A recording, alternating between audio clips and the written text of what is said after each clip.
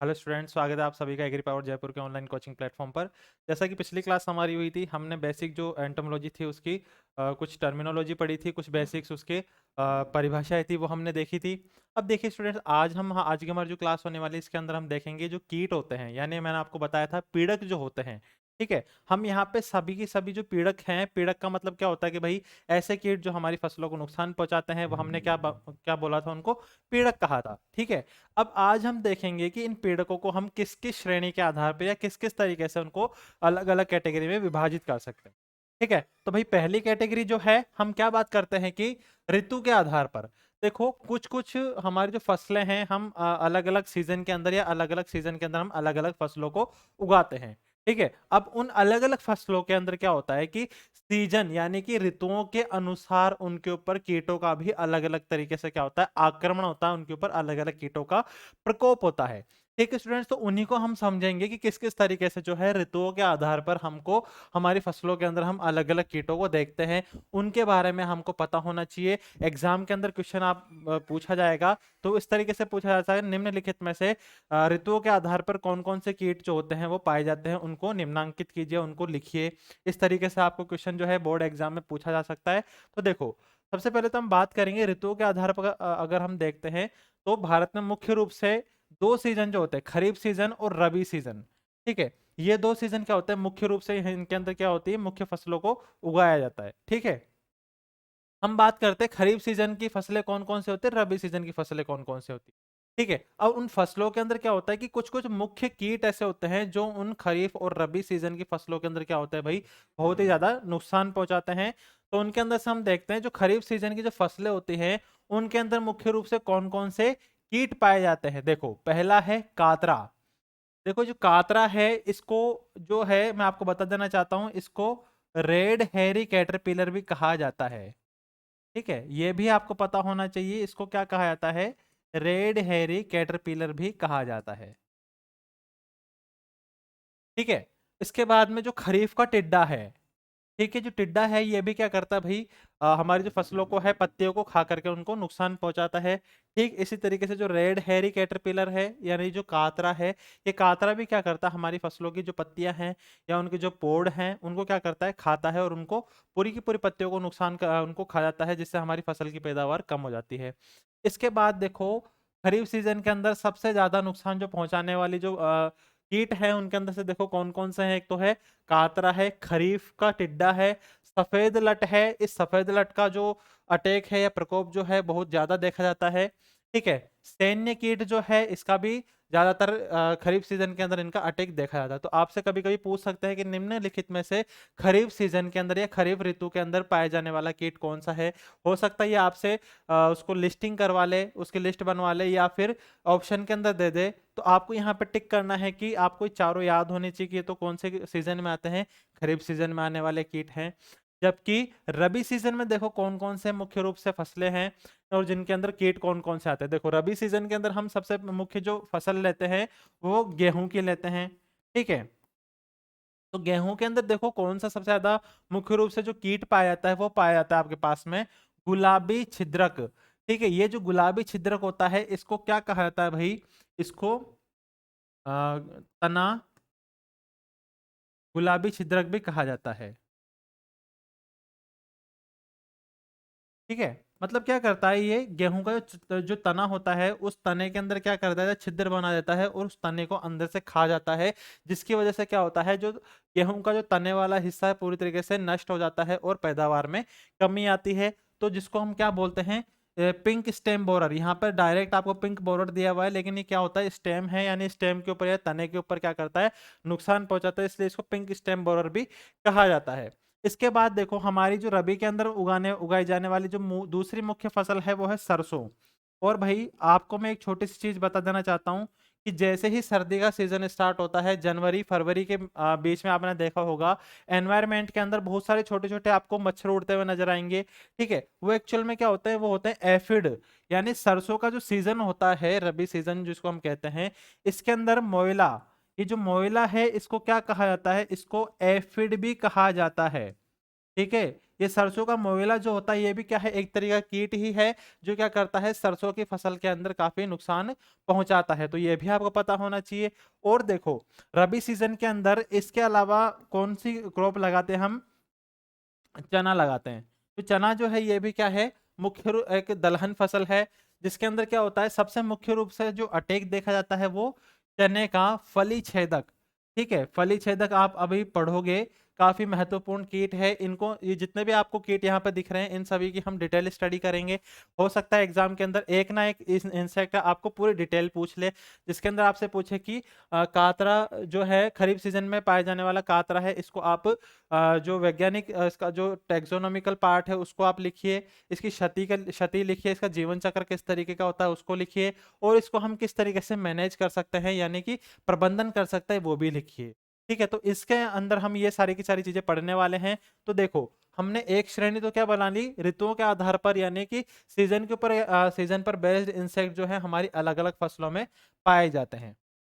इसके बाद हम देखेंगे फसलों के आधार पर। फसलों के आधार पर कैसे भाई, जैसे क्या होता है ना कि हम बात करते हैं किसकी, धान्य फसलों के अंदर, तो धान्य फसलों में देखो कौन कौन से कीट लगते हैं, कातरा लगता है, सफेद लट, दीमक, परोर मक्खी, तना छेदक। ठीक है, धान्य वाली फसलें देखो कौन कौन सी होती है, मैं आपको बता दूं। धान्य वाली फसलें जो है एक तो हमारे पास में मेनली हम बात करते हैं गेहूं हो गया, ठीक है, चावल हो गया, देन उसके बाद में मक्का हो गया, सोरगम हो गया, पर्ल मिलेट हो गया। ठीक है, तो इस तरह की जो फसलें हैं जैसे गेहूं, मक्का, चावल, जो ज्वार, ये सारे के सारे जो है, सारे के सारे इसमें इस तरीके के कीट इसमें पाए जाते हैं।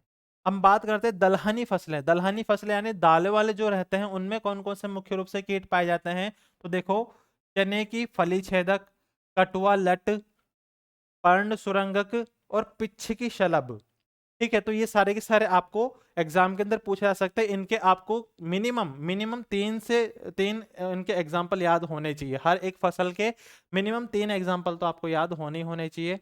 ठीक है, इसके बाद हम बात करते हैं तिलहन फसलों की। तो तिलहन फसलों के अंदर क्या होता है, देखो सबसे मुख्य रूप से एक तो पाया जाता है आपके पास में सरसों का मोइला, जो सरसों के अंदर पाए जाने वाला सबसे मुख्य क्या है, पीड़क है या मुख्य कीट जो है सरसों के अंदर नुकसान पहुंचाता है। फिर आता है आपके पास में तिल का संपुट भेदक कीट।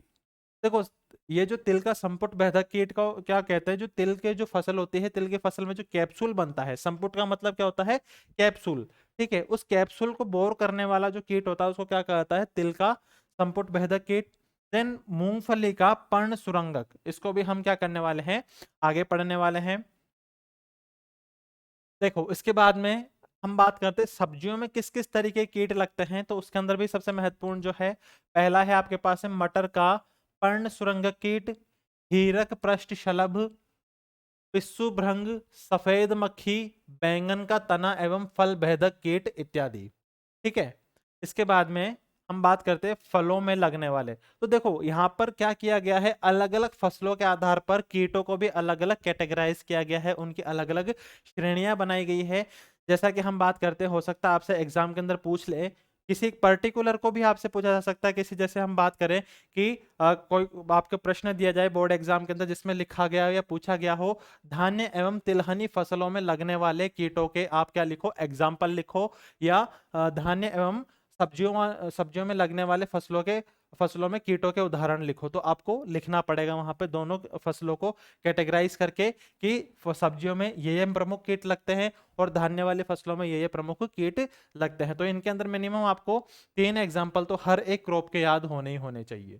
ठीक है, देन इसके बाद हम बात करते हैं भंडारण में लगने वाले। देखो भाई, भंडारण में क्या होता है कि हम क्या करते हैं, हमारी जो फसलें हैं, फसलों को जब पूरी तरीके से क्या कर लिया जाता है, हार्वेस्ट कर लिया जाता है। ठीक है, यानी कि फील्ड से क्या किया कर लिया जाता है, फसलों को निकाल लिया जाता है, उनके दानों को अलग कर लिया जाता है। तब क्या किया जाता है, उनको हम क्या करते हैं, स्टोर के अंदर भंडारित करके रखते हैं, संभाल करके रखते हैं, उनको सुरक्षित रखते हैं। लेकिन आपने देखा होगा कि जो भंडारित किया गया अनाज है या कोई भी हम चीज जिसको भंडारित करके रखते हैं, दालें जो हैं उनके अंदर कभी कभी क्या लग जाते हैं, कुछ कीड़े लग जाते हैं, जिनको हम क्या दालों में सबसे हम बात करते हैं मुख्य रूप से जिसको हम घुन कहते हैं। ठीक है, जिसको क्या कहते हैं, पल्स बीटल भी कहा जाता है। तो इस तरीके के जो कीट हैं जिनके अंदर हम बात करते हैं, खपरा भूंग, ठीक है, यानी इसको हम खपरा बेटल भी कहते हैं, दालों का घुन जिसको हम बोलते हैं ना, घुन, तो ये घुन क्या होता है, दालों को नुकसान पहुंचाने वाला कीट है। इसी तरीके से चावल के घुन, ठीक है, लाल सुरसाली इत्यादि। लाल सुरसाली तो आपने सभी ने देखी होगी आपके घरों के अंदर, जब गेहूं है या जो आटा जो होता है, आटे को जब छानने के बाद में आपने छोटे छोटे लाल लाल कलर के उसमें छोटे छोटे बीटल देखे होंगे, वो क्या कहलाता है, इसको हम सामान्य हिंदी के अंदर क्या कहते हैं, इल्ली भी कहते हैं। आप सभी लोग जानते होंगे, आटे के अंदर ये बहुत कॉमन रूप से पाई जाती है। तो क्या है, हमारे भंडारण में लगने वाले क्या है, ये कीट है। तो यहां तक आप सभी को समझ में आया होगा कि जो कीटों है, कीट जो होते हैं यानी जो पीड़क हैं, ये फसलों में अलग अलग फसलों के अंदर अलग अलग तरीके से नुकसान पहुंचाते हैं और अलग अलग फसलों में अलग अलग कीट पाए जाते हैं। तो ये आपको याद रखना है, और मिनिमम हर एक क्रॉप या हर एक फसल के तीन तीन तो कीट आपको याद होने ही चाहिए। इसके बाद हम देखते हैं, देखो आर्थिक आधार पर। देखो आर्थिक आधार पे मैंने पिछली क्लास में मैंने आपको एक चीज बता दी थी कि कीट जो होते हैं दो तरीके के होते हैं। एक तो होते हैं पीड़क कीट, जो हमको पीड़ा देते हैं, मतलब यानी कि हमको जो मानव है, मानव या फसलों को क्या करते हैं, आर्थिक एवं शारीरिक मानसिक तौर पे जो पीड़ा देते हैं, वो क्या कहलाते हैं, पीड़क कहलाते हैं। मैंने बता दिया था अगर कोई नुकसान पहुंचा रहा है वो तो हानिकारक कीट आएगा, और हानिकारक कीटों को ही हम क्या कहते हैं, पीड़क कहते हैं। ये चीज तो हमको पता ही है। और पीड़क को इंग्लिश में क्या कहा जाता है भाई, पेस्ट कहलाता है। ठीक है, अब कीट अगर है, तो कीट अगर है तो हम उसको क्या बोल देंगे, इंसेक्ट पेस्ट बोल देंगे। ठीक है, जिसको क्या कहा जाता है, पीड़क कीट कहा जाता है। देखो भाई, कुछ कुछ चीजों के अंदर आपको इंग्लिश टर्मिनोलॉजी भी याद रखनी है, क्योंकि जब फ्यूचर में आप बोर्ड एग्जाम्स के बाद में जब जेट का एग्जाम अगर देने जाओगे, आईसीआर का एग्जाम देने जाओगे, बीएचयू का दोगे, और जितने भी फ्यूचर के अंदर आप एग्रीकल्चर के एग्जाम दोगे, तो वहां पर आपको इंसेक्ट्स की जो इंग्लिश टर्मिनोलॉजी है वो भी आपको पता होनी चाहिए।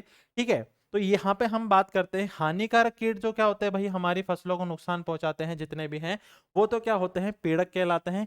लेकिन मैंने आपको बताया था कि कुछ लाभकारी कीट भी होते हैं, मतलब जिनको हमसे क्या मिलता है, जो हमको क्या प्रोवाइड करवाते हैं, बेनिफिट प्रोवाइड करवाते हैं। वो इंसेक्ट कौन कौन से हैं, तो देखो सबसे मुख्य रूप से है मधुमक्खी।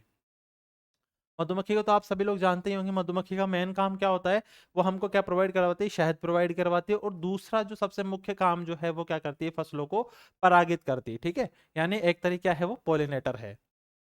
देन उसके बाद में है रेशम का कीट। रेशम का कीट आप सभी को पता है, जिसको हम क्या कहते हैं, सिल्क वर्म कहते हैं।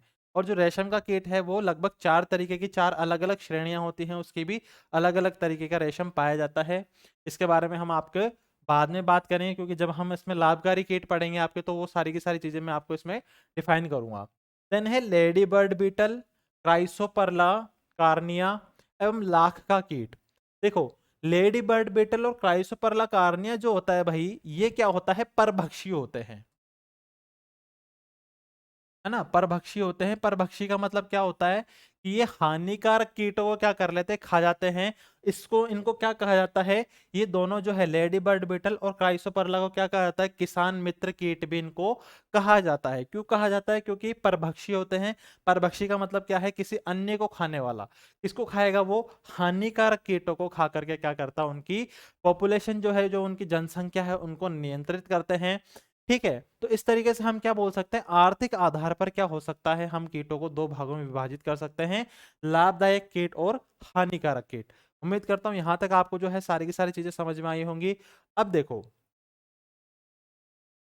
इसके बाद हम देखते हैं कि वैज्ञानिक आधार पर मैं आपको बता देना चाहता हूं भाई, जो इंसेक्ट जो हैं, जो कीट होते हैं, इनको 29 अलग अलग ऑर्डर के अंदर डिवाइड किया गया है। ठीक है, उनको क्या किया गया है, अलग 29 वर्गों में।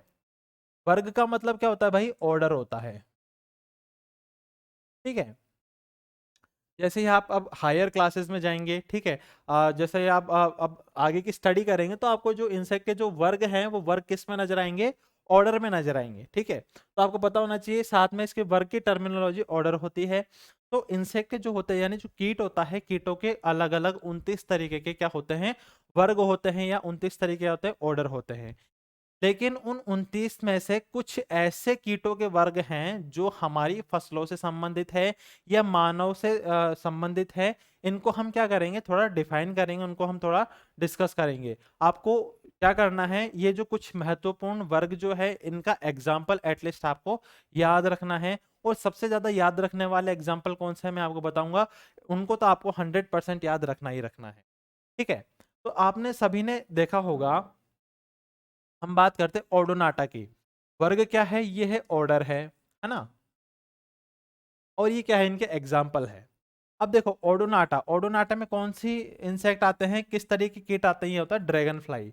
अब ड्रैगन फ्लाई जो है आप सभी लोगों ने देखी है, ठीक है। आपने सभी ने बचपन में कभी ना कभी देखा होगा, जिसको आप क्या बोलते हो, हेलीकॉप्टर बोलते हो, जो छोटा सा इंसेक्ट आता है जिसको आप हेलीकॉप्टर बोलते हो, जो बारिश के सीजन में आपको बहुत ज्यादा देखने के लिए मिलता है।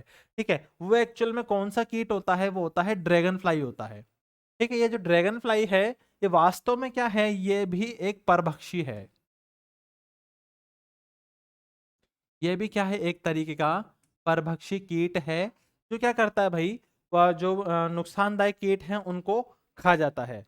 तो इसलिए क्या है, ये हमारी फसलों के लिए, या हम बात कर सकते हैं हमारे एग्रीकल्चर फील्ड के लिए क्या है, महत्वपूर्ण कीट है, इस वजह से हम इसको पढ़ते हैं।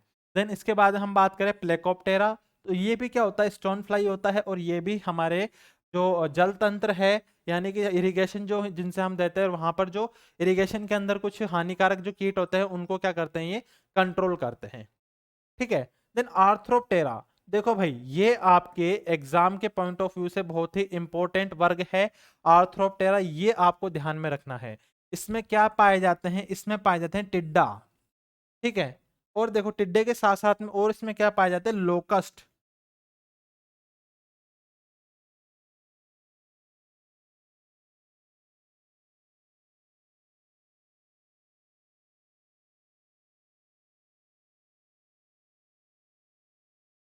देखो लोकस्ट जो है, आप सभी लोग जानते होंगे लोकस्ट क्या होता है। लोकस्ट भी एक तरीके की टिड्डियों का झुंड होता है, जो क्या करता है, एक बहुत ही बड़ा उनका झुंड होता है, और हमारी फसलों क्या करता है, नुकसान पहुंचाता है। तो एग्जाम के पॉइंट ऑफ व्यू से बहुत ही ज्यादा जरूरी है कौन सा वर्ग, यह है ऑर्थोप्टेरा। ऑर्थोप्टेरा आपसे डायरेक्ट क्वेश्चन पूछा जा सकता है, जो टिड्डा है या लोकस्ट जो होते हैं वो कौन से वर्ग में आते हैं। ठीक है, आपको एग्जाम्पल या जो ऑब्जेक्टिव क्वेश्चन दिया जा सकता है, जिसमें पूछा जा सकता है कि निम्नलिखित में से टिड्डा जो है कौन से वर्ग में आता है या कौन से ऑर्डर में आ जाता है। यहाँ पे आपको 4 ऑर्डर दे दिए जाएंगे और उसका आपको बताना पड़ेगा। इस तरीके के जो ऑब्जेक्टिव क्वेश्चन होते हैं, ये आपके जेट जैसे जो एग्जाम होते हैं उनके अंदर पूछे जाते हैं। ठीक है, देन है डिक्टियोप्टेरा। डिक्टियोप्टेरा में क्या होते हैं, कॉकरोच। अब देखो, आप लोग सोच रहे होंगे कॉकरोच को यहाँ पे क्यों रखा है, क्योंकि कॉकरोच तो हमारी फसलों को नुकसान नहीं पहुंचाता। लेकिन कॉकरोच जो है हमारी फसलों को तो नुकसान नहीं पहुंचाता, लेकिन जो हमारे घर होते हैं, ठीक है, घरों के अंदर जो किचन होता है, किचन के अंदर आप सभी ने कॉकरोच को कभी ना कभी देखा होगा, और बहुत ही कॉमन जो है घरों में रहने वाला पीड़क कीट है। कॉकरोच क्या करता है भाई, हमारे जो खाना अगर खुला रह जाता है तो खाने को क्या करता है, वो संक्रमित करता है, कंटामिनेटेड करता है। तो इस वजह से यहाँ पर इस कॉकरोच को भी रखा गया है। ठीक है, अब देखो आइसोप्टेरा। देखो आइसोप्टेरा भी आपके एग्जाम के पॉइंट ऑफ व्यू से बहुत ही इंपॉर्टेंट है। इस आइसोप्टेरा की हम बात करते हैं तो इसमें देखो यहाँ पे आपको बताया गया मेंटिड्स और दीमक। देखो भाई मेंटिड और दीमक दोनों अलग अलग तरीके के कीट हैं, लेकिन आपके एग्जाम के पॉइंट ऑफ व्यू से हम बात करें तो दीमक जो है, दीमक क्या होता है भाई, एक तरीके का पीड़क कीट होता है। और ये जो पीड़क कीट जो है, कई तरीके की एग्रीकल्चर जो फसलें होती है उनके अंदर बहुत पाया जाता है। और जो दीमक जो है, इसका मुख्य रूप से जो प्रकोप जो देखा जाता है वो खरीफ सीजन की जो फसलें होती हैं, खरीफ सीजन की फसलों में इनका प्रकोप देखा जाता है। ठीक है, यहां तक आई बात समझ में। Then इसके बाद में मैं आपको बताता हूं, देखो मेलोफेगा। मेलोफेगा के अंदर क्या होता है, बर्ड लाइस। देखो बर्ड लाइस है मेलोफेगा। अब ये मेलोफेगा जो होता है क्या होता है, बर्ड लाइस, इसको बोलते हैं पक्षियों की जूं।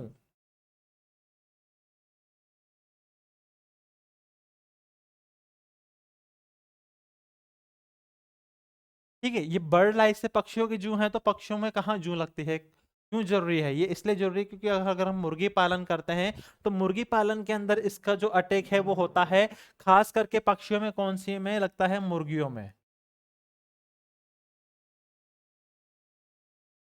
कौन से पक्षियों में लगता है, ये मुर्गियों के अंदर लगता है। ठीक है, हेमिप्टेरा जो है,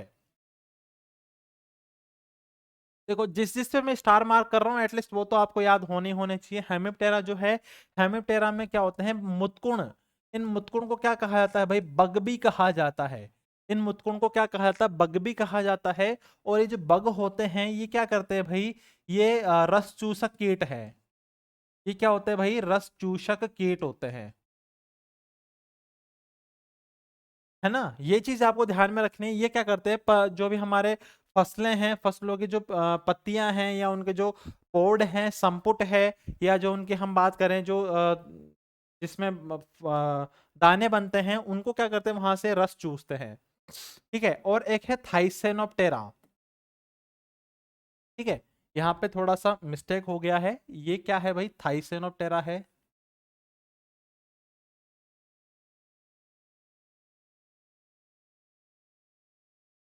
ये सारी की सारी वही चीजें हैं जो आपके एनसीईआरटी के अंदर दी हुई है। बस हमने क्या किया है, उसको एज ए पीपीटी यहाँ पर रखा है ताकि हम आपको उसके हर एक छोटी छोटी चीज की बारीकियां समझा सकें। ठीक है। यहाँ पे पूरा जो है हम एक्सप्लेन कर रहे हैं ताकि आपको बोर्ड एग्जाम के अंदर किसी भी तरह की कोई भी समस्या ना हो। इसके अंदर हम देखेंगे जो थाइसेनोप्टेरा है, थाइसेनोप्टेरा में क्या आता है भाई? थ्रिप्स आते हैं। ठीक है। थ्रिप्स भी कैसे होते हैं? ये भी रस चूसक कीट होते हैं। ये भी क्या करते हैं? रस चूसते हैं। आए बात समझ में? देन इसके बाद में है मेकोप्टेरा। मेकोप्टेरा क्या होती है? स्कॉर्पियन फ्लाई होती है। लेपिडोप्टेरा, भाई लेपिडोप्टेरा भी जो है आपके एग्जाम के पॉइंट ऑफ व्यू से काफी महत्वपूर्ण वर्ग है, जिसमें क्या क्या पाए जाते हैं? तितली एवं शलभ। ठीक है।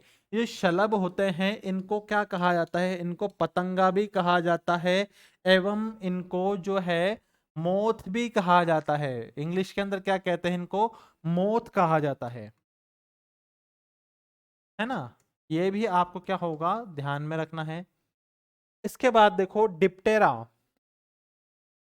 भाई जिन जिन के ऊपर मैं स्टार मार्क कर रहा हूं वो तो आपको एग्जाम के पॉइंट ऑफ व्यू से याद रखना ही रखना है, क्योंकि यहां से एग्जाम के अंदर डायरेक्ट क्वेश्चन पूछे जाते हैं। डिप्टेरा में देखो कौन कौन से कीट आते हैं। डिप्टेरा के अंदर आती हैं आपके मक्खियां एवं मच्छर।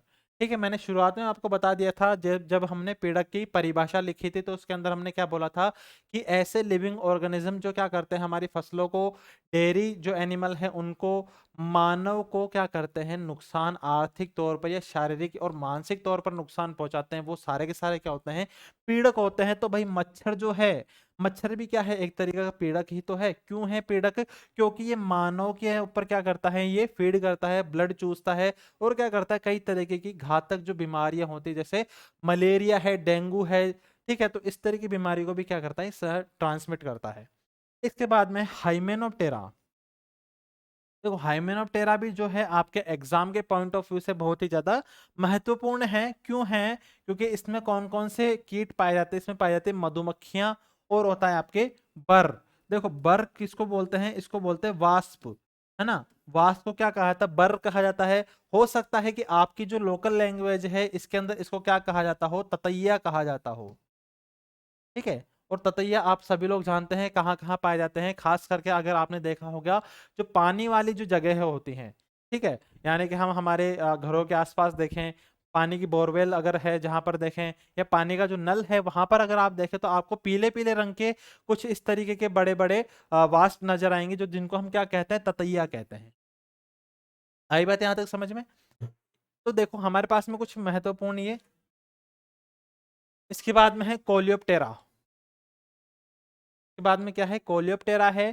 तो कोलियोप्टेरा में क्या आता है भाई? बीटल और वीविल आती है। ठीक है। बीटल, अब देखो इन बीटल को क्या कहा जाता है? देखो इन बीटल को क्या कहा जाता है? भृंग कहा जाता है। ठीक है। अब देखो फसलों एवं भंडारण में लगने वाले प्रमुख कीटों के, अब देखो इतना तो हमने पढ़ लिया, अब हमको क्या पढ़ना है? तो जो एग्जाम के अंदर आपके महत्वपूर्ण जो पॉइंट लिखने हैं वो क्या क्या लिखने होते हैं?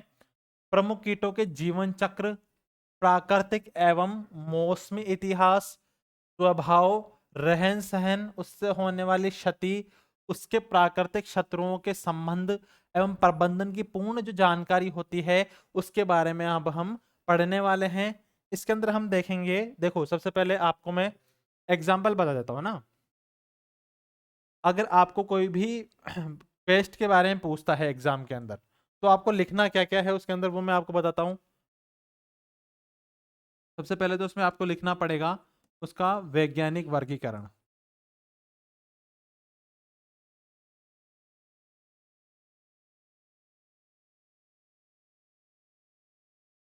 ठीक है, एक तो होता है उसका वैज्ञानिक वर्गीकरण और एक होता है उसका डिस्ट्रीब्यूशन। ठीक है,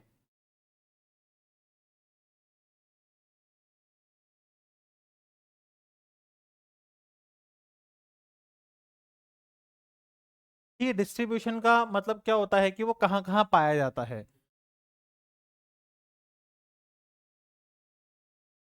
ठीक है, देन उसके बाद में हम क्या देखते हैं उसकी उसका जीवन चक्र किस तरीके का है।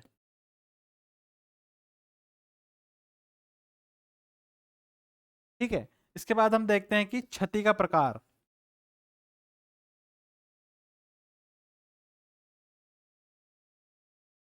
ठीक है, तो ये सारी अब हम कोई भी अगर इंसेक्ट को अगर हम डिफाइन करते हैं, आप अगर आपके 4 या 5 नंबर का अगर क्वेश्चन आता है तो उसके अंदर हमको ये सारी की सारी चीजें बतानी पड़ेगी उसके अंदर, है ना।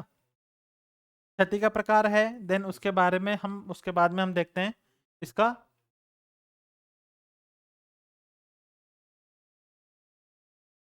प्रबंधन यानी मैनेजमेंट। आई बात यहां तक समझ में। तो देखो किसी भी इंसेक्ट को अगर हमको एग्जाम के अंदर पूछा जाता है कि निम्नलिखित में से अगर अगर आपको 2 क्वेश्चन दे दिए जाते हैं, एक में अगर पूछा जाता है कातरा क्या कातरा जो है उसका आप जीवन चक्र बताइए, प्रबंधन बताइए, या क्या कातरे का संपूर्ण जीवन चक्र को आप डिफाइन कीजिए, तो सबसे पहले आपको जो पॉइंट उसमें इंक्लूड करने हैं ताकि आपको बोर्ड के अंदर पूरे पूरे मार्क्स मिले, तो उसमें देखो हर एक कीट के बारे में अगर आप लिखना चाहोगे तो सबसे पहले तो आपको लिखना है उसका वैज्ञानिक वर्गीकरण, यानी वो उसका साइंटिफिक नेम लिखना पड़ेगा, जिसमें आपको फैमिली लिखनी पड़ेगी, उसका ऑर्डर यानी वर्ग और गण भी आपको उसमें लिखने पड़ेंगे, और वैज्ञानिक नाम भी आपको उसमें लिखना पड़ेगा। ये सारी की सारी चीजें किसमें आएंगी, आपके वैज्ञानिक वर्गीकरण के आधार पर आ जाएंगी। फिर बात आती है किसका, डिस्ट्रीब्यूशन। डिस्ट्रीब्यूशन का मतलब होता है फैलाव। फैलाव का मतलब है जो भी आप कीट को बता रहे हो वो कहाँ कहाँ पाया जाता है, राजस्थान में कितना पाया जाता है, भारत में कितना पाया जाता है, और जो बाहर के विदेशी देश हैं उनके अंदर कौन कहाँ कहाँ ये पाया जाता है। अगर आपको इस चीज की जानकारी है तो आप किस में दोगे, इसको फैलाव में दोगे। ठीक है, इसके बाद में हम बात करते हैं जीवन चक्र। जीवन चक्र का मतलब क्या होता है भाई, कोई भी जो इंसेक्ट है, कोई भी जो कीट है, उसकी लाइफ साइकिल या उसके जीवन चक्र में कौन कौन सी अवस्थाएं हैं, किस तरीके का उसमें मेटामॉर्फोसिस यानी कायांतरण पाया जा रहा है, किस कितने कितने टाइम में वो कंप्लीट हो रहा है, वो सारी की सारी डिटेल्स आपको लिखनी है। क्षति का प्रकार, देखो भाई कोई किसी भी एग्जाम के अंदर अगर आप लिखोगे क्षति का प्रकार जो है एक बहुत ही महत्वपूर्ण जो क्या रहने वाला है उसमें पॉइंट रहने वाला, वो इसलिए रहने वाला है कि क्योंकि कोई भी इंसेक्ट जो है वो किस तरीके से क्षति करता है, किस तरीके से फसलों को नुकसान पहुंचाता है, उसके नुकसान के होने वाले लक्षण कौन कौन से हैं, हम किन किन लक्षणों को देख करके पहचान सकते हैं कि इस कीट ने क्या किया है, नुकसान किया है, और उसके बाद में हम किस तरीके से उस कीट का प्रबंधन कर सकते हैं। प्रबंधन भी कई अलग अलग तरीकों से किया जाता है, जिसके अंदर क्या होता है, इंटीग्रेटेड पेस्ट मैनेजमेंट होता है, यानी समन्वित पीड़क नियंत्रण होता है। ठीक है, तो ये सारी की सारी चीजें हमको क्या करनी होती है, उसमें लिखनी होती है। जब भी एग्जाम के अंदर हमको क्वेश्चन पूछा जाता है तो वो उसमें सारी की सारी चीजें ये मेंशन करनी होती है। ठीक है, अब जो आपके एनसीईआरटी के अंदर कुछ महत्वपूर्ण किट दिए गए हैं उनको हम क्या करेंगे, एक एक करके डिस्कस करने वाले हैं। उम्मीद करता हूं कि यहां तक जो है आपको पूरा अच्छे से समझ में आया होगा। तो देखिए हमारा जो मुख्य इसका जो भाग है इस चैप्टर का, वो है आपके इसमें जो प्रमुख कीट हैं, अलग अलग फसलों के अंदर जो अलग अलग कीट लगते हैं उनको हम डिटेल से पढ़ने वाले हैं। हर एक चीज मैं समझाने की कोशिश करूंगा, किस तरीके से उसको बोर्ड एग्जाम में लिखना है वो मैं आपको बताऊंगा।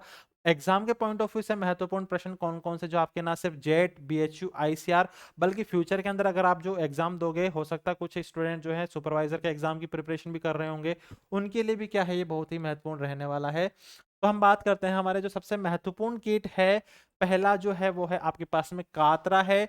मैंने शुरुआत में आपको बता दिया था, रेड हेयरी कैटरपिलर भी जिसको क्या कहा जाता है, कहा जाता है। ठीक है, रेड हेयरी कैटरपिलर के नाम से भी इसको क्या करते हैं, जाना जाता है। और ये क्या है भाई, एक तरीके का शलभ है ना। शलभ जो है इनको इंग्लिश में क्या कहा जाता है, इनको मोथ कहा जाता है। ठीक है, शलभ को क्या कहा जाता है इंग्लिश में? मौत कहा जाता है। और देखो सबसे पहले मैं आपको इसमें कुछ महत्वपूर्ण चीजें बताने वाला हूं। मैंने आपको बताया था वैज्ञानिक वर्गीकरण, वैज्ञानिक वर्गीकरण में आपको क्या क्या लिखना होता है। एक तो लिखना होता है उस कीट का वैज्ञानिक नाम। भाई देखो, अगर आप वैज्ञानिक नाम नहीं लिखोगे तो आपको मार्क्स पूरे नहीं मिलेंगे, भले ही जैसे अगर आपने उसके बारे में पूरी डिटेल लिख दी हो। अगर वैज्ञानिक नाम या वैज्ञानिक जो उसका वर्गीकरण है, साइंटिफिक क्लासिफिकेशन अगर आपने सही नहीं लिखा है तो मार्क्स पूरे नहीं मिलेंगे। ठीक है, ये आपको ध्यान में रखना बहुत ही ज्यादा जरूरी है। वैज्ञानिक जो नाम है इसका वो है एमसेक्टा मोरी।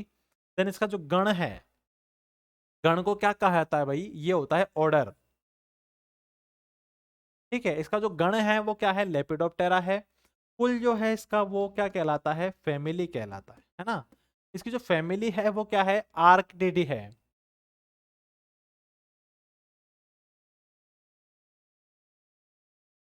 फैमिली क्या होती है इसकी? आर्किटेडी होती है। आपको ये चीज ध्यान में रखनी है। अब देखो, मेन जो चीज है ये एक सर्वभक्षी कीट है, जिसको क्या कहा जाता है? पोलीफेगस इंसेक्ट। पोलीफेगस सर्वभक्षी का मतलब क्या है? ऐसे कीट जो एक से अधिक, है ना, मतलब इसको आप कोई भी फसल दे दो, हर तरीके की फसल पे क्या होता है? इसका नुकसान, इसका प्रकोप जो है पाया जाता है। किन किन में पाया जाता है? खास करके जो खरीफ वाली फसलें हैं। ठीक है, ये मैं आपको बता देना चाहता हूं। इसका जो नुकसान है भाई, सबसे ज्यादा कहां पाया जाता है? किन फसलों में पाया जाता है? खरीफ की जो फसलें होती है।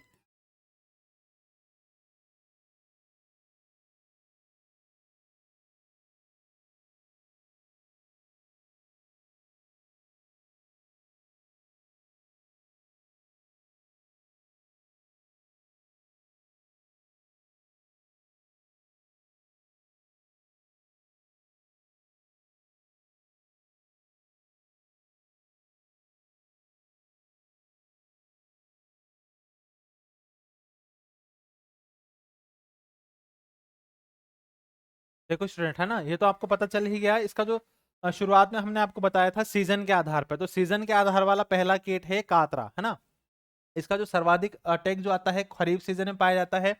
देन इसके बाद में हम आपको बताता हूं। इसकी देखो दो अलग अलग स्पीशीज है, जो एमसेक्टा मोराई जो है, ये वाली जो है एमसेक्टा मोरी। एक तो होती है इसकी एमसेक्टा मोरी। ठीक है, एमसेक्टा मूरी जो है वो कहाँ पाई जाती है भाई? उत्तरी भारत में,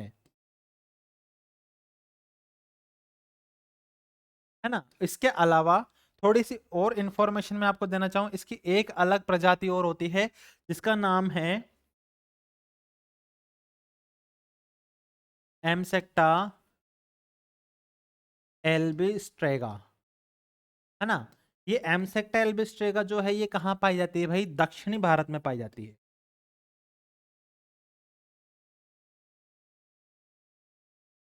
यहां तक आई बात समझ में? देखो एमसेक्टा मूरी जो है ये होगा उत्तरी भारत, और एमसेक्टा एल्बिस्ट्रिका है ये दक्षिणी भारत में पाई जाती है। तो इसकी क्या है, कुछ दो महत्वपूर्ण प्रजातियां हैं। उत्तरी भारत में कौन कौन से राज्य आते हैं भाई? जैसे अपना राजस्थान हो गया, पंजाब, हरियाणा, दिल्ली, एमपी, गुजरात, और ऊपर वाले जो स्टेट हैं वो सारे उत्तरी भारत में आते हैं। जबकि दक्षिण में कौन कौन से आते हैं? साउथर्न जो हमारे पास में पार्ट है, जैसे कि महाराष्ट्र हो गया, कर्नाटक हो गया, ठीक है, केरल हो गया, तमिलनाडु, वो सारे के सारे जो रीजन हैं वहां पर कौन सी प्रजाति का अटैक देखा जाता है, प्रकोप देखा जाता है? वो एमसेक्टा एल्बिस्ट्रिका। उत्तर भारत में यानी अपने राजस्थान में जो है वो किसका अटैक देखा जाएगा? एमसेक्टा मोरी, यानी इस एमसेक्टा मोराई का अटैक देखा जाएगा। पोलीफेगस है, पोलीफेगस का मतलब क्या होता है? कई तरह के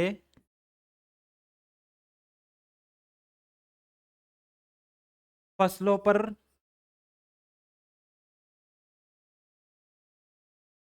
प्रकोप। ठीक है, मतलब इसका जो प्रकोप जो है कई तरह के अलग अलग फसलों पर पाया जाता है। ठीक है, और मैं आपको बताऊं कि इसकी जो खास महत्वपूर्ण बात है, इसका जो अटैक सबसे ज्यादा देखा जो जाता है वो देखा जाता है मूंगफली में। ठीक है, इसका जो सबसे महत्वपूर्ण जो अटैक देखा जाता है वो मूंगफली में देखा जाता है। ठीक है, फिर वो उसके बाद में जो इसका अटैक जो होगा वो अपने पास में देखा जाएगा, मक्का में भी इसका अटैक होता है। ठीक है, मूंग में। ठीक है, और इसके अलावा जो चंवला है हमारे पास में, उसमें भी हमको इसका अटैक देखने के लिए मिलता है। तो कुछ कुछ महत्वपूर्ण फसलें हैं, जब भी आपको अगर कातरा अगर मिलेगा तो कातरा हमेशा आपको मूंगफली के केस में ही एग्जाम के अंदर पूछा जाएगा। ठीक है, तो ये कुछ यहाँ पे कातरे कुछ महत्वपूर्ण बातें हैं जो आपको ध्यान में रखनी है। ये तो हो गया हमारा इसका वैज्ञानिक क्लासिफिकेशन और नेचर। नेचर का मतलब किस तरीके का है, ये पॉलीफेगस इंसेक्ट है। पॉलीफेगस का मतलब है सर्वभक्षी, यानी अलग अलग तरीके की फसलों पर क्या हो सकता है, इसका प्रकोप देखा जा सकता है। कौन से सीजन में देखा जा सकता है, खरीफ सीजन में ही ये इसका अटैक आता है। ठीक है, तो और देखो स्टूडेंट, इसका जो भ्रंग है, सॉरी भ्रंग नहीं, शलभ जो है वो इस तरीके का नजर आता है, जिसके जो पंख हैं, इन पंखों के ऊपर क्या होता है, पीछे वाले जो पंख हैं, इन पीछे वाले पंखों पर क्या पाया जाता है भाई, काले रंग की इस तरीके की धब्बियां आपको नजर आ रही है ना, काले रंग का जो स्पॉट नजर आ रहे हैं, ये काले रंग के स्पॉट तो पीछे वाले पंख पर पाए जाते हैं। जबकि जो इसका उदर वाला हिस्सा है, मैंने पिछले क्लास में मैंने आपको बताया था कि जो कीट होता है, कीट का शरीर 3 भागों में विभक्त होता है। पहला होता है सिर, वक्ष और उदर। ठीक है, 3 भाग हो गए। तो इसके बाद मैंने आपको बताया था जो वक्ष वाला भाग है, यानी थोरैक्स वाला भाग है, यहाँ पे क्या पाए जाते हैं, एक जोड़ी सॉरी यहाँ पे 2 जोड़ी पंख पाए जाते हैं, और 3 जोड़ी क्या पाए जाते हैं उसके अंदर, आपके लेग्स पाए जाते हैं। ठीक है, यहां तक आई बात समझ में। देन उसके बाद में हम आपको उसमें देखो, जो इसका एब्डोमेन वाला हिस्सा है, यानी जो उदर वाला हिस्सा है, इसके ऊपर आपको काले और लाल रंग के क्या दिखाई देंगे, यहाँ पे आपको बैंड नजर आएंगे। काले और लाल रंग के क्या नजर आएंगे, इसमें बैंड नजर आएंगे। आई बात यहां तक समझ में। देन इसके बाद में आपको बताना चाहूंगा, देखो ये आपके जो महत्वपूर्ण बात है, आप किस तरीके से इसको आइडेंटिफाई करोगे। यहाँ पे देखो, जो अग्रपंख हैं, इन अग्रपंखों के ऊपर क्या होता है, इसकी मार्जिन के ऊपर लाल रंग की धारी पाई जाती है। इस तरीके की लाल रंग की धारी जो है ये पाई जाती है। ये क्या होता है, इसका आइडेंटिफिकेशन, यानी इसका चारित्रिक, या हम बात कर सकते हैं इसको पहचानने का कुछ मुख्य बिंदु हैं। अब इसके बारे में हम आगे बात करते हैं। देखो लक्षण, इसके लक्षण देखो कैसे होते हैं। इसका प्रौढ़, प्रौढ़ किसको बोलते हैं, अडल्ट को, अडल्ट को, और क्या कहते हैं, वयस्क भी इसको कहा जाता है। ठीक है, शलभ स्थूलकाय, मध्यम आकार के, काले बिंदुओं वाले, सफेद पंख युक्त होते हैं। मैंने क्या बोला था शुरुआत में, मैंने बता दिया था कि जो देखो इसके जो पंख हैं, इसके ऊपर क्या पाए जाते हैं, कुछ कुछ काले काले धब्बे भी पाए जाते हैं। ठीक है, नेक्स्ट पॉइंट हम पढ़ते हैं। अग्र पंख के बाहरी किनारे, ठीक है, वक्ष का कुछ भाग एवं उदर सिंदूरी लाल यानी स्क्लेरेट रेड रंग के होते हैं। मैंने आपको बताया था कि इसके जो उदर जो है, देखो यहाँ पे एब्डोमेन वाले हिस्से पे पंखों का जो बाहरी किनारा है, ये बाहरी किनारा है, यहाँ पे क्या पाया जाता है, कुछ लाल रंग के धब्बे या लाल रंग की पट्टियां इसमें हमको देखने के लिए मिलती हैं। देन इसके बाद में जो है पूर्ण विकसित सूंडी या गिडार या कैटरपिलर 40 से 50 mm लंबी होती है। कितना होता है, 40 से 50 mm ये लंबी होती है। ठीक है, इनका पूरा शरीर लाल व भूरे रंग के बालों से ढका रहता है तथा गहरे भूरे रंग का होता है। ठीक है, ये आपको पता चल गया। इनका जो पूरा शरीर है, ये सूंडी जो गिडार है, इसको क्या कहा जाता है, इसी को क्या कहा जाता है भाई, लट कहा जाता है। ठीक है, इसको क्या कहा जाता है, लट कहा जाता है। देखो ये लट जो होती है किस तरीके की नजर आती है आपको,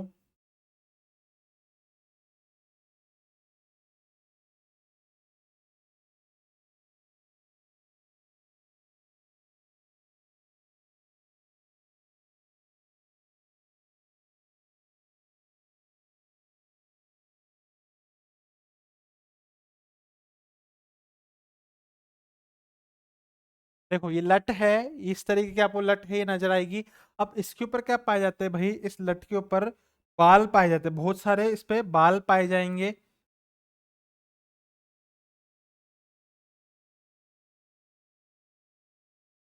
कि पूरी बॉडी के ऊपर बहुत सारे बाल ही बाल पाए जाते हैं ना, पूरी बॉडी के ऊपर बहुत गहरे बाल पाए जाते हैं इस तरीके से।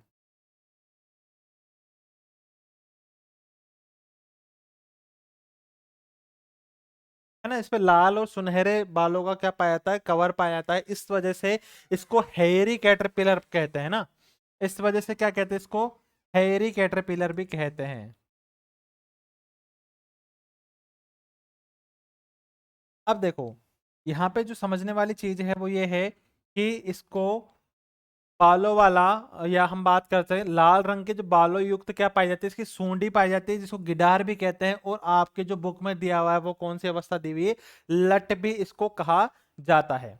ठीक है, और जो लट है पूर्ण रूप से विकसित जो लट है वो कितने लंबी हो सकती है, लगभग 40 से 50 लंबी ये हो सकती है।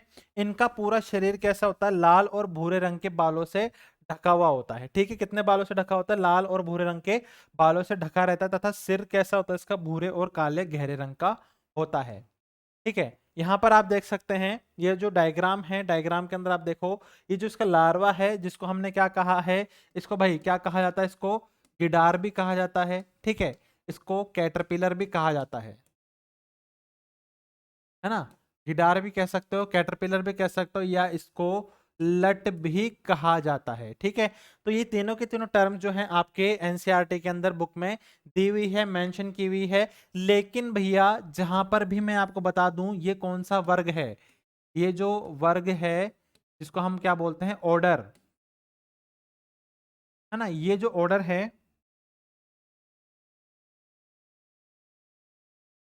सिर्फ और सिर्फ जो कैटरपिलर जो होते हैं लेपिडोप्टेरा वाला जो वर्ग है, लेपिडोप्टेरा में ही पाए जाते हैं। ये चीज आप थोड़ी सी ध्यान रखना, यही आपको एग्जाम के अंदर क्वेश्चन पूछे जाते हैं। ठीक है, कि निम्नलिखित में से जो कैटरपिलर स्टेज है वो कौन से वर्ग में आती है, वो लेपिडोप्टेरा वर्ग जो है, ऑर्डर कौन सा है, लेपिडोप्टेरा के अंदर जो कीट पाए जाते हैं उनमें पाई जाती है। ठीक है, अब देखो क्या होता है कि पोषक पौधे, पोषक पौधे का मतलब देखो इसमें क्या है, होस्ट, यहाँ पे हम बोल सकते हैं होस्ट प्लांट कौन कौन से होते हैं,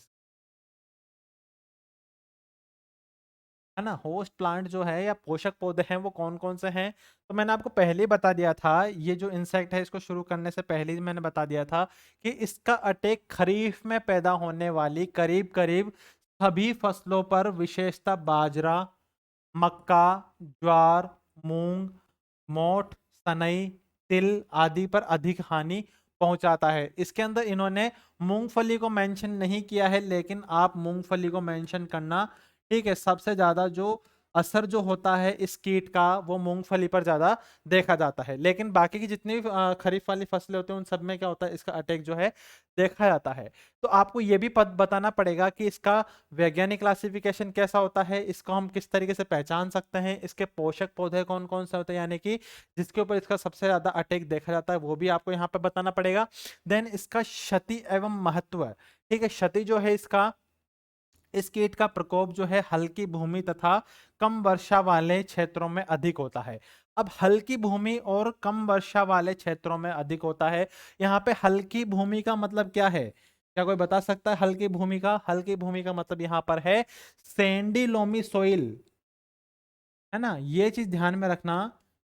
सैंडी लोमी सोइल के अंदर क्या होता है भाई, इस तरीके की मृदा में क्या पाया जाता है, इसका अटैक ज्यादा देखा जाता है। और जहां पर कम बरसात होती है, यानी कि सूखे इलाके या हम बात करें कम वर्षा वाले स्थानों पर इसका अटैक देखा जाता है। राजस्थान में भी इसका अटैक जो है खरीफ सीजन के अंदर काफी ज्यादा देखने के लिए मिलता है। ठीक है,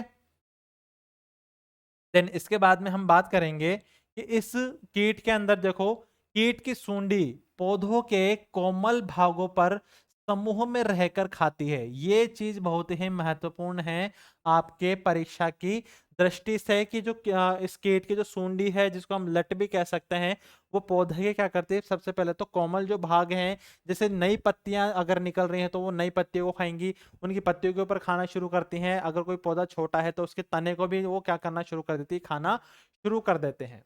ठीक है, परंतु कुछ बड़ी होने पर ये अलग अलग पत्तियों तथा पौधे के अन्य मुलायम भागों को भी खान का खाकर क्या कर देती हैं, नष्ट कर देती हैं। मैंने यही तो बताया है कि शुरुआत में तो वो क्या करेंगे, बिल्कुल प्लांट के जो मुलायम पौधे हैं, मुलायम हिस्से हैं, उनको खाएंगे, लेकिन धीरे धीरे क्या करना शुरू कर देते हैं, वो अन्य भागों पर भी वो खाना शुरू कर देते हैं। ठीक है, कीट का अधिक प्रकोप होने पर खेतों में 100% हानि होती है। 100% का मतलब लगभग 80 टू 100% हमको क्या देखने के लिए मिलती है भाई, क्षति देखने के लिए मिलती है, यानी कि इस कीट से होने वाली जो हानि है बहुत ही ज्यादा होती है। ठीक है स्टूडेंट्स, इसके बाद में हम देखते हैं इस कीट का जो जीवन चक्र है, जीवन चक्र किस तरीके का होता है, सबसे पहले तो मैं आपको बता देना चाहता हूं कि इस कीट के बारे में आपको एग्जाम के अंदर जब भी बोला जाता है कि इसका जीवन चक्र बनाइए, तो जीवन चक्र हम इस तरीके से बनाते हैं। सबसे पहले तो इस कीट के जो जीवन चक्र की अवस्थाएं हैं वो मैं आपको बता देता हूं। इसके जीवन चक्र में हमको क्या क्या चीजें बात ध्यान रखनी है, एक तो इसमें क्या पाया जाता है, पूर्ण कायांतरण पाया जाता है ना।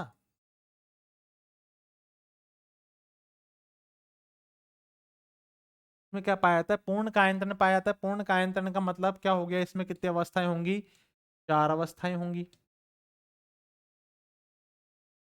4 अवस्थाएं कौन कौन सी होती है, मैंने आपको पहले बता दिया था कि क्या होगा, एग होगा, यानी कि पहली अवस्था कौन सा होगा, अंडा होगा। देन उसके बाद में कौन सा होगा, लट या कैटरपिलर भी जिसको हम बोल सकते हैं, या गिडार भी हम इसको बोल सकते हैं, या तो क्या कहा जा सकता है, सूंडी भी कहा जा सकता है। तो कंफ्यूज मत होइएगा, ये सारी की सारी जो टर्म है ये एक ही टर्म है, ठीक है, किसी भी नाम से ये आ सकती है। इसके बाद कौन सी अवस्था आती है, प्यूपा, है ना। और प्यूपा को क्या कहा जाता है, हिंदी में कोश कहा जाता है। आई बात समझ में। प्यूपा के बाद में क्या आता है, आपके वयस्क आता है, ठीक है। वयस्क को आपकी बुक में और क्या बोला गया है, प्रौढ़ बोला गया है। इसको क्या कहते हैं, हम एडल्ट कहते हैं, ठीक है। इसके बाद में फिर से जो ये है, इस तरीके से देखो लाइफ साइकिल चलता है। अब देखो मैंने आपको पहले ही बता दी 4 अवस्थाएं हैं तो पूर्ण कायांतन होगा। अब देखो इसके बारे में हम एक एक चीज डिस्कस करते हैं।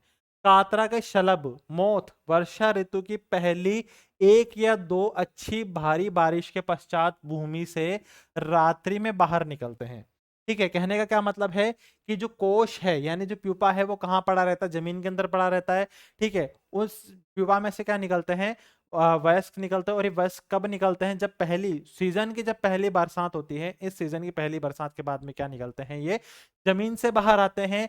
जमीन से बाहर की आने के बाद में क्या करते हैं, प्रकाश के स्रोत की तरफ आकर्षित होते हैं।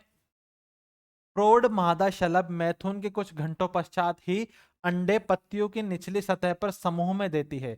ये चीज भाई बहुत इंपॉर्टेंट है, ध्यान रखने वाली है कि सबसे पहले तो जमीन से बाहर आते हैं, कब बाहर आते हैं, सीजन की पहली बरसात के बाद में जमीन से बाहर आते हैं। उसके बाद में इनकी मैटिंग होती है। मैटिंग होने के बाद में क्या करती है, जो मादाएं हैं, मादाएं क्या करती हैं, जो पत्तियों की निचली सतह पर, यह भी पूछा जा सकता है अंडे कहाँ दिए जाते हैं, कितने अंडे ये देते हैं। पत्तियों की निचली सतह के ऊपर क्या करते हैं, अंडे देते हैं, ठीक है। अंडे हल्के पीले रंग के हो सकते हैं, पोस्त यानी ओपियम सीड के बीजों के समान दिखाई देते हैं। एक मादा अपने जीवन चक्र में लगभग 1500 अंडे तक दे सकती है। यहां तक आई बात समझ में। इन अंडों से 4 से 5 दिन बाद में शिशु सूंडी निकल जाती है, जो आरंभ में समूह में खाना शुरू करती है और तत्पश्चात अलग अलग हो जाती है। अब हम बात करते हैं अंडे जो हैं, अंडे जो हैं किस तरीके के होते हैं भाई, पीले रंग के होते हैं। और कैसे होते हैं, समूह में होते हैं। कहाँ होते हैं, पत्तियों के नीचे होते हैं,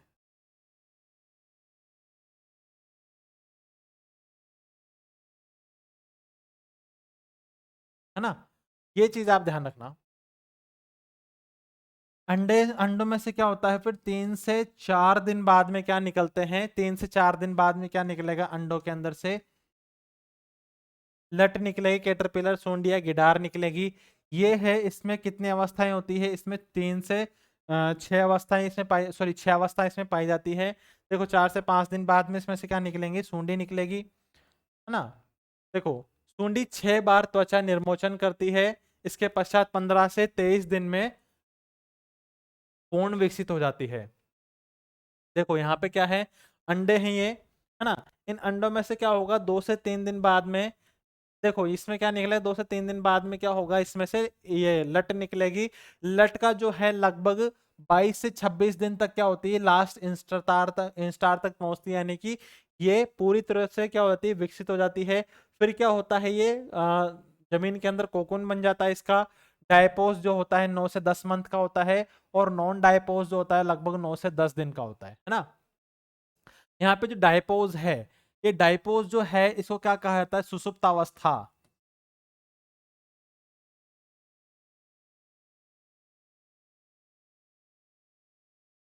ठीक है, इस डायपोज को क्या कहा जाता है, सुसुप्तावस्था कहा जाता है।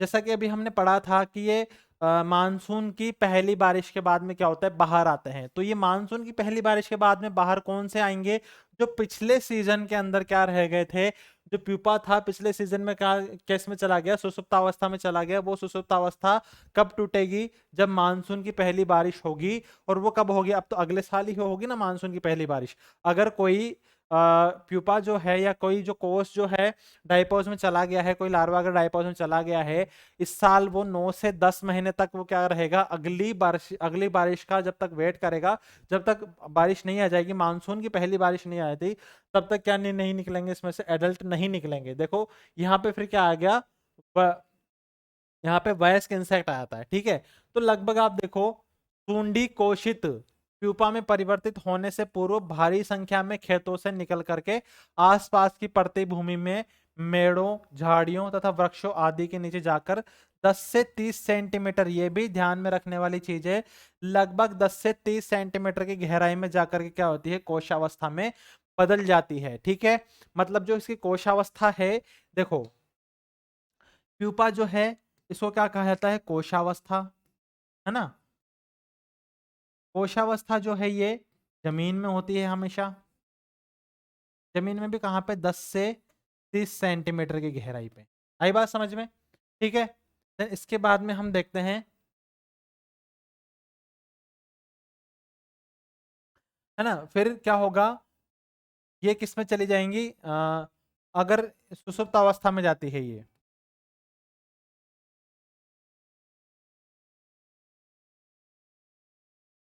सुसुप्त अवस्था में कितना टाइम लगता है इसको, 9 से 10 महीने, है ना। फिर ये क्या होती है, मानसून की पहली बारिश,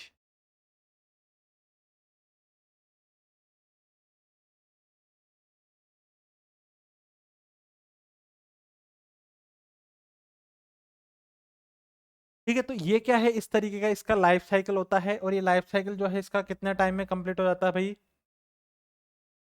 देखो 26 से 41 दिन में जो है इसका लाइफ साइकिल पूरा हो जाता है। 26 से इस 41 दिन के अंदर क्या होता है, इसका लाइफ साइकिल कंप्लीट हो जाता है, तथा वर्ष में प्राय एक पीढ़ी या कभी कभी एक से अधिक पीढ़ियां भी इसमें आ जाती है। ठीक है, तो इसका जो लाइफ साइकिल है वो कितने टाइम में पूरा हो जाता है, लगभग ये हो जाता है आपके पास में 26 से 41 दिन के बीच में, है ना।